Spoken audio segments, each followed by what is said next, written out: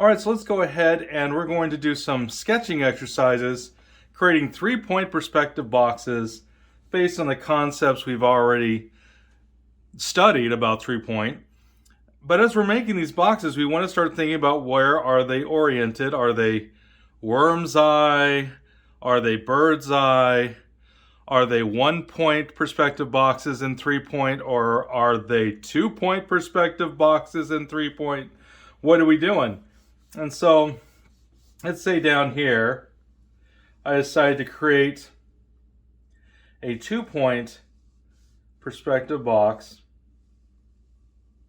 And this perspective box is a 2-point, 3-point. And it's seen from worm's eye, seen from below. And so we're going to have these converging lines going up and away from me.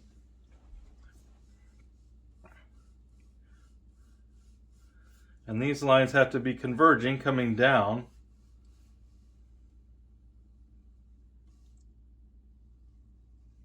Like so. This would then be coming down, like so. Again, we're just thinking about where are these lines in relationship to our horizon line, in relationship to the center of vision. Now, this one, for instance, is very interesting because it straddles the center of vision. This isn't quite straight. The center of vision is probably right about there. So again, we're still trying to think about at least where in a 3-point, no matter whether it's 1-point, 3-point, or 2-point, 3-point, we have to think about that center of vision because the lines will lean. This is leaning, it's going up, so it's converging coming up, so that means this is to the left of that center of vision. Let's do another one. This again is going to be seen from below. This one is very extreme. I'm really seeing a lot of the bottom side of this particular box. And it's going to be a 2-point perspective box again, and a 3-point perspective world. Now this one is everything. The center of vision is going to be over here. So the box is not straddling the center of vision like that first one we did. This is going to be coming down and to the right softly. I'm only going to be doing for this one, I guess for a lot of these, I'm going to just do the 3 lines in each set. I mean, I could finish these out, and I'll do some of those like that, but let's do first a few without that. But again, these are coming, and they are converging, coming out and down to the left, and these are converging down and to the right. And of course, it's further out to the left than it is to the right. And this right vanishing point is going to be just on the other side of that center of vision. Let's do another one. We're doing, all these are worm's eye. This is another 2-point, 3-point in worm's eye, except this worm's eye is really pretty far to the right of that center of vision. So again, we're trying to get used to imagining where our box is located in that triangle.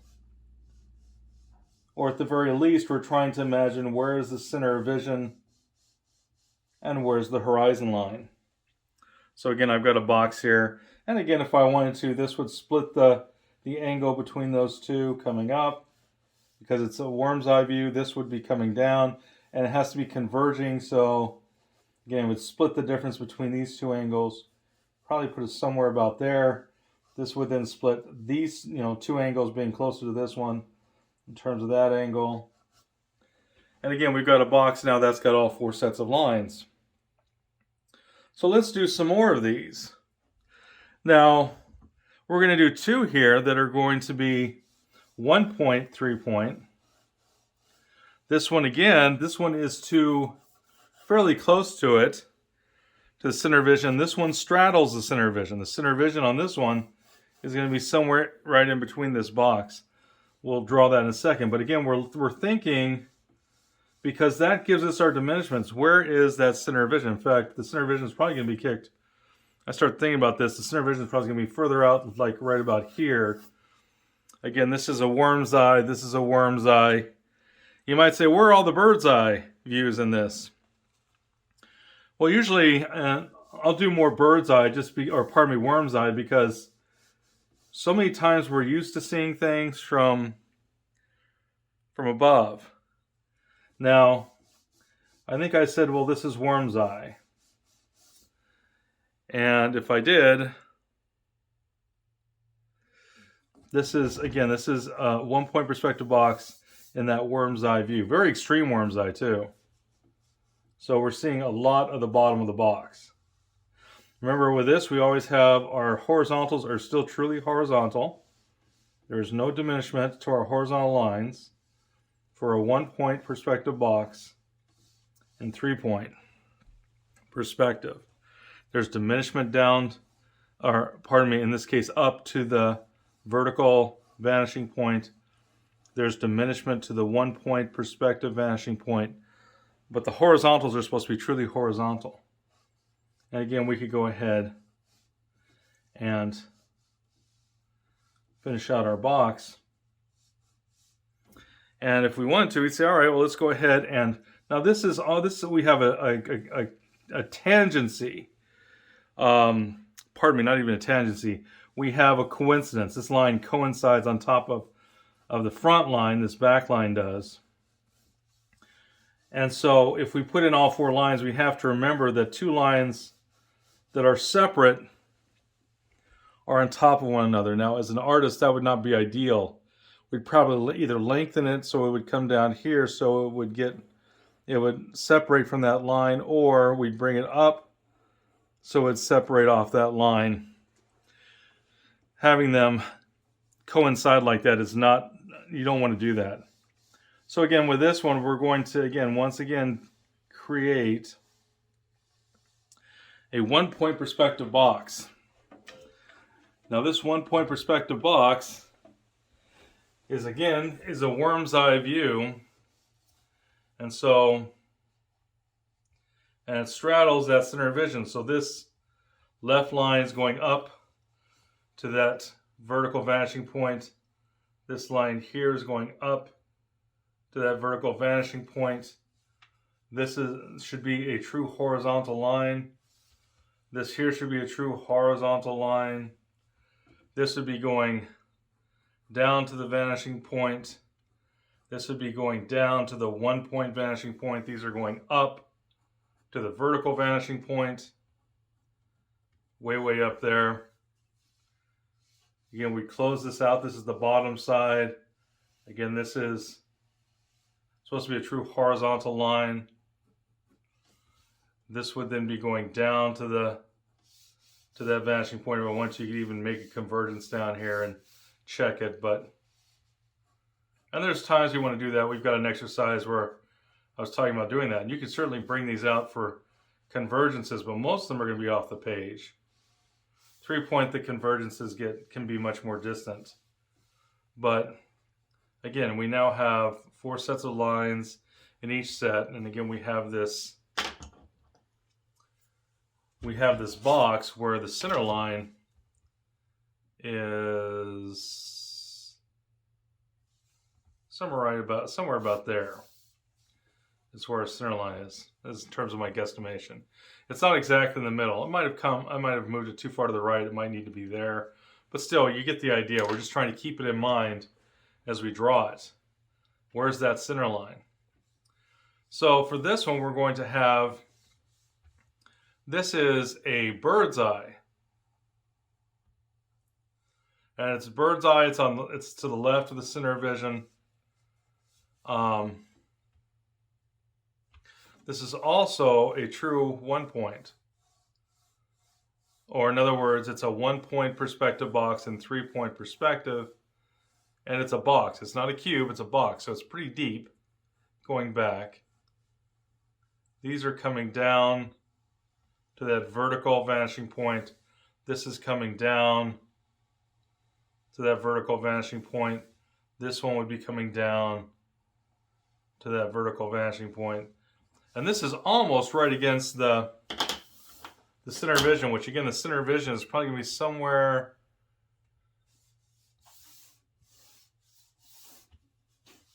right about here is going to be that center vision. That might be over a little bit more, but still, it's to the, this is to the left. Okay. And again, this is a 1 point, so that should be truly horizontal. That should be truly horizontal. That should be truly horizontal. All that good stuff.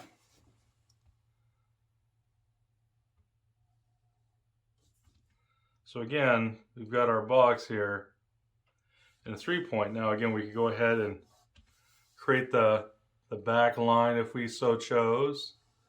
And again, we'd have something about like this. Okay.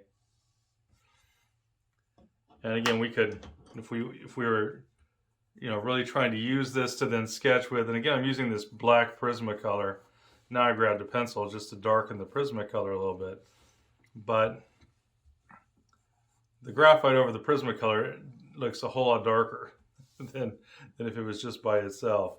But again, if we needed to clean this up because we're going to make a decent drawing out of it, we could straighten these up, darken them up, do whatever we had to do to make this look better.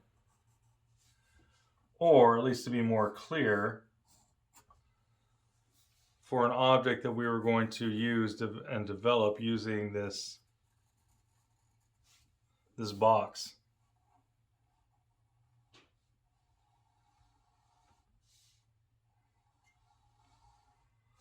Like so. So there we go. We now have, again, a 1 point perspective box and 3 point perspective, and it's seen from above and to the left of the center vision. Again, this would be the right side as far as that goes. This would be the front.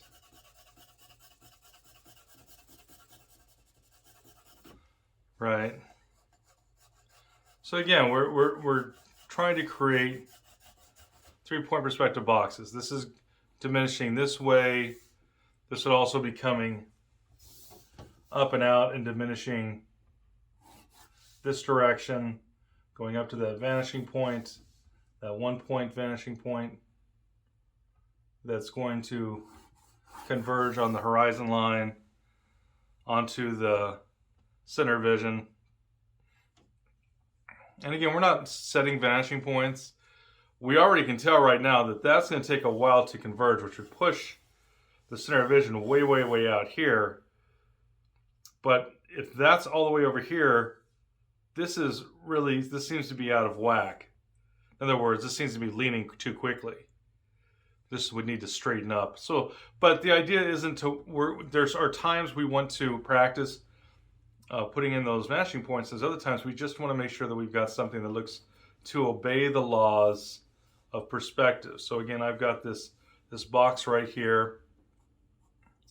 And again, this box is a 2 point perspective box in a 3 point perspective world. We have these diagonals coming up to the vanishing point on the horizon line. This again is a bird's eye. This is coming up to the vanishing point on the horizon line, like so. These are coming down. With the 2 point, there's 3 diminishments. With a 2 point, 3 point box, there's 3 diminishments. This goes down and diminishes to the vertical vanishing point coming down this way. And then these would also come up to the right vanishing point. You get on that horizon line up off my piece of paper. So again, we're looking for those 3 diminishments whenever we have a 2 point perspective box and 3 point perspective. We have all 3 sets of our lines diminish. With a 1 point perspective box and 3 point, only two sets of the lines diminish. Remember, we have true horizontal lines, and then we have a diminishment to the vertical vanishing point, and we have a diminishment to the 1 point vanishing point. And the horizontal lines are supposed to stay truly horizontal. This is a 2 point, 3 point, so we have three diminishments. We have the right going to the right vanishing point, we have the left going to the left vanishing point, and we have this being a bird's eye, the diminishment of these coming down and diminishing on our vertical vanishing point. And again, this isn't straight up and down, so that means that our center vision is somewhere, this is to the left of the center vision. So again, we just want to start thinking about that center vision more and more and more. And we could finish this out, bring this down here, bring this up to the vanishing point there, bring that up to the vanishing point to the left, or pardon me, to the right. That goes to the right, this goes to the left. And this would come down to the vertical vanishing point. And by doing that, we now have all our sets converging or going to their vanishing points like they should. We'll do one more here. Well, two more. How about that? Let's do two more. With this, we have another worm's eye.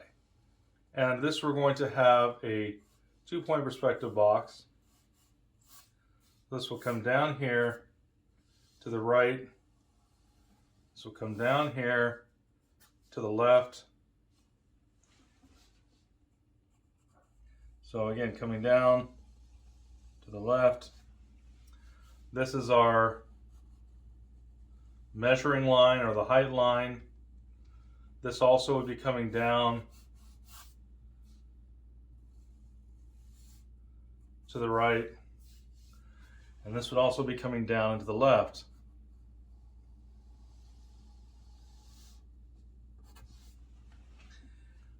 And then we're going to enclose this, and we'll say, all right, well, this one is coming down. Now, this is bird's eye, so, pardon me, not bird's eye, it's worm's eye, because we're seeing it from below, like a tiny worm. So this is going to be going up to that vertical vanishing point, and this is one is also going up to that vertical vanishing point. And if we look, this one leans in, this one leans in, so that means that somewhere between here, probably somewhere about there, is going to be my center of vision. Again, we're trying to think of where's that center of vision oriented, at least in general, to the box. If we're not thinking about that, we're probably not going to have too good of a box. That's just the way it goes. We need to be thinking about it. Again, this would come down towards that vanishing point. This would come down towards that vanishing point. This one here would come down to the vanishing point. And again, right here would be just about that fourth line. We can make these broken or checkered if we so chose to make it more clear for ourselves. Again, in the beginning, that can really help.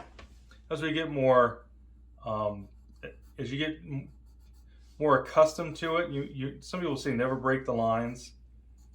And in certain cases, that's true because it really stands out. And if you're doing a car or something, again, those broken lines can really become distracting, or other vehicles or things like that, or houses or whatever. But in the beginning, it makes really good sense because we want to be able to draw enough of them that our eyes get used to seeing what the perspective is. Again, because perspective is really plays mind tricks on us. And you might say, well, it's just a box, why would it play mind tricks on us?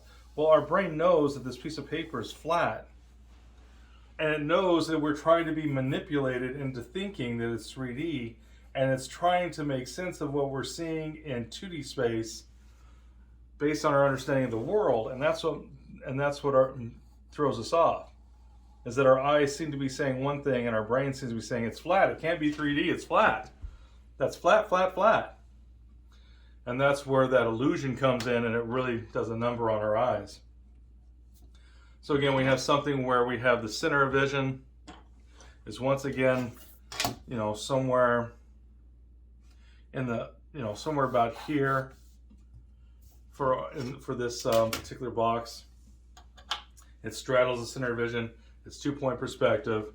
And it's just to understand where it is. We're just thinking about it. We're not losing sleep over it. We're going to do one more 2-point perspective box in 3-point perspective, because this is all about 3-point. We have our height line, our measuring line, which measures the height, or the height line. This is going to be to the left of the center of vision. This side will be coming down, and to the right, this side will be coming down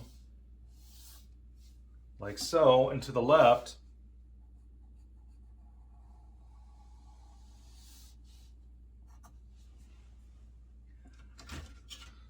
let's make this clear instead of murkier. I've got 6 lines there or something like that. So it's going to be coming down here to the left, and then we're just going to go ahead and this will be coming down to the right. This will be coming down to the left. We're then going to enclose this.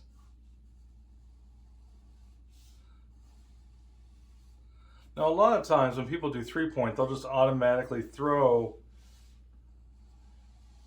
everything doing this, like they're all straddling the center of vision. But if you have 3 things right in a row, they can't all be on the center of vision. And so that's where novices, or people that don't understand enough about 3-point, or don't explain it well enough, and you start to get these bizarre looking images that just don't exist. They can't exist, because there is no way you can see multiple centers of vision.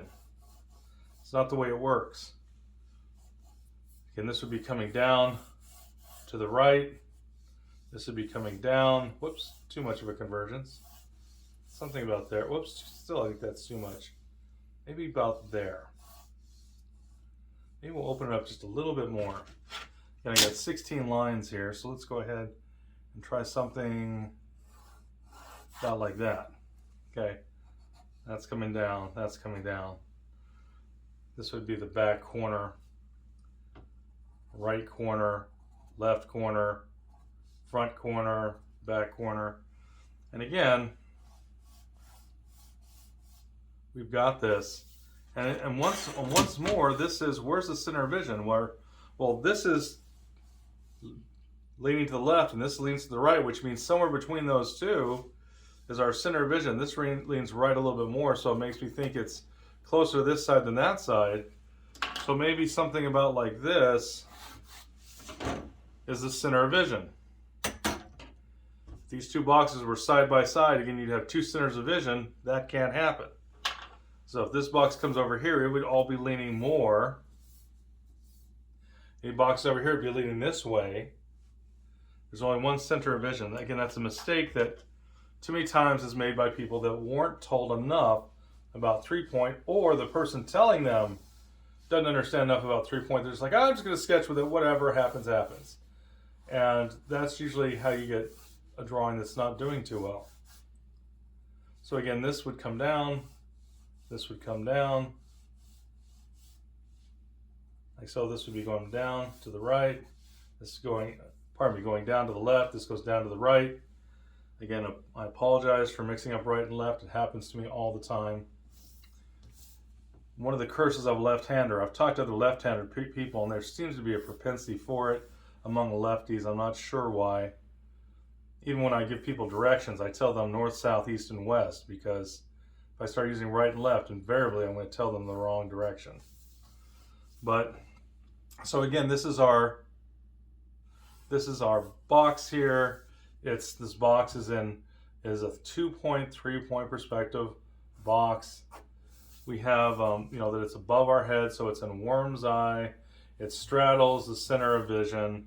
Again, we're just trying to figure out more and more, much more clearly, where is the center of vision based, where is it in relation to the box? And again, with 3-point, we have to know that, because that decides our vertical vanishing point. And if we don't know where it is, if we're just making it up and we're not thinking about that vertical vanishing point, we're in trouble. We're in all kinds of trouble. So again, we just want to get used to thinking about it as we draw.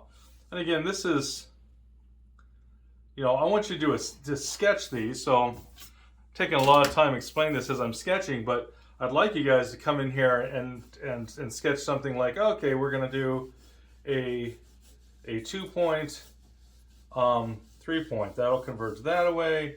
Coming up here, that converges that away. That converges this way, and that converges that away. Let's say this is the top, and we'll go, okay, this is leaning to the right of that center vision. So these will be leaning in, like so. That means they get further out, they're going to lean more and more to the right. This will then come up to the vanishing point. This seems to be diminishing a lot quicker than that one. So I just changed it a little bit. This would then come up. And then when this would come over again, now we're getting almost a coincidence, so we got to be careful of that. This would come down. This would go up. And again, I've got myself a 2-point perspective box. So that's the kind of speed, a 2-point perspective and 3-point perspective. It's a 2-point perspective box and a 3-point perspective world. And that's why we've got our verticals that are coming down and getting closer as they come down towards us.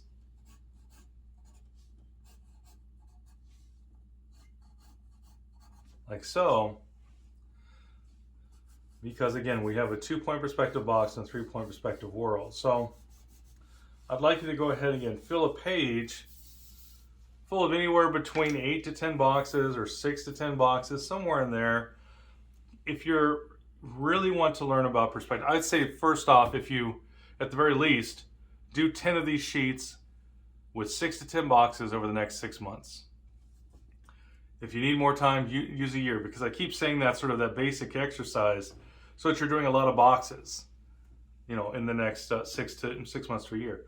But even if you're not going to use a ton of 3-point perspective, I'd say do at least 100 of these, just so you understand what's going on, so then you could correct it. That way, if I'm looking at a box and I go, well, it's a 3-point perspective box, but I'm going to change it. I'm going to use my artistic prerogative, and I'm going to turn this into just a 2-point perspective box. Well, then all these would just immediately straighten up, like so, and we would go ahead and turn it back into a 2-point perspective box. There's times when as artists, we know what we're looking at, but first we have to know what it is we're looking at. But there's times you'll be like, well, this is 3-point, but I'm going to turn it into true 1-point, or I'm going to turn it into 2-point. Because 3-point, it's not extreme enough. Or I could say, well, I don't know that I want to deal with 3-point. I want to change the view. I'm looking at the scene, but I'm going to change the scene to match what I want to do with it. Well, that's artistic prerogative. And so you can certainly do that. That's what art's all about, making the decision to change it. But what we're doing is we're changing it based on knowledge. I know what 3-point is, I know how it works, and now I can just straighten it up into true 2-point and ignore that 3-point. Or you can say, I am going to do the 3-point, but maybe I'm going to change 3-point a little bit. Maybe it's in a very soft 2-point, 3-point perspective, but I'm going to straighten it up into 3-point, 1-point. So again, it's all about the idea of understanding what we're looking at, so then we can make better decisions about how we're going to draw it. So go ahead and give this a shot. I really encourage you to do it. I appreciate you for joining me here on this drawing adventure, and I look forward to seeing you in another one of our perspective drawing adventures, our drawing classes, if you will. And until then, keep on drawing. Take care. Goodbye now.